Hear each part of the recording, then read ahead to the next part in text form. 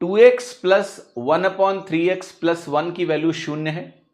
कह रहा है x 0 के बराबर नहीं है, तो हमें क्यूब रूट बताना है 27x³ प्लस 1/8x³ का। क्या बताना है?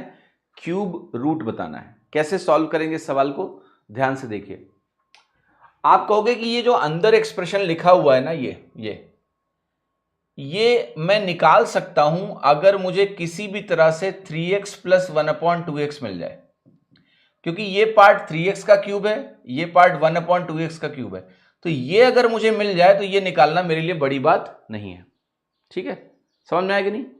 जैसे मैं बोलूं 3x प्लस 1/2x मान लिया a है, तो उस केस में जब आप इसका क्यूब निकालते हो तो ये बनेगा 27x³ प्लस 1/8x³ और ये वैल्यू हो जाएगी आपकी a³ माइनस 3 इंटू इन दोनों का प्रोडक्ट विच इज 3/2 इंटू इन दोनों का जो सम है वो a है।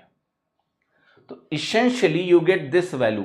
जब आप ये निकालोगे तो मैंने बराबर में a बोला है, तो मुझे किसी भी तरह से 3x प्लस 1/2x की वैल्यू चाहिए। अब देखो, यहां आप कहोगे सर मुझे 2x प्लस 1/3x दिख रहा है, मुझे 3x प्लस 1/2x नहीं दिख रहा है। मैं कहूंगा दिखेगा, अगर तुम्हें इस 2 को 3 बनाना है तो क्या करोगे तुम? आप कहोगे दोनों साइड 3/2 से गुणा कर लो। अगर मैं 3/2 से दोनों साइड गुणा करूं तो देखो क्या होने वाला है, ध्यान से।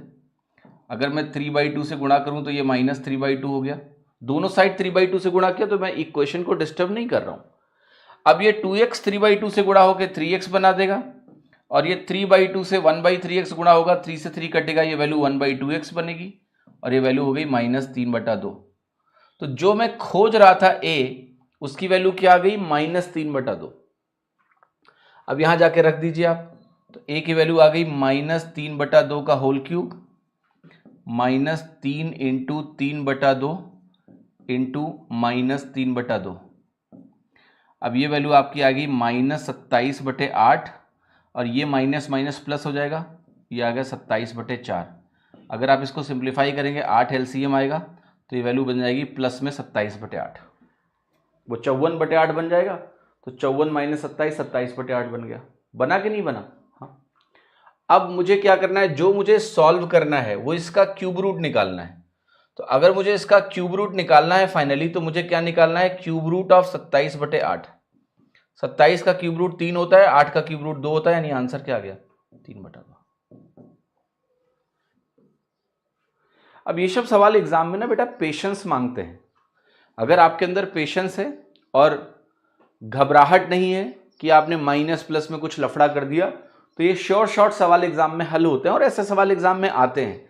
पेशेंस चाहिए, फोकस चाहिए। सिली मिस्टेक्स क्यों होती है?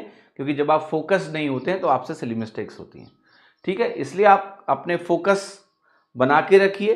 फंडामेंटल्स हैं, सवाल में कोई दिक्कत नहीं होगी, आप सॉल्व कर लोगे। बट इस सवाल में भी बहुत सारे बच्चे गलती करेंगे एग्जाम में, क्योंकि वही लैक ऑफ फोकस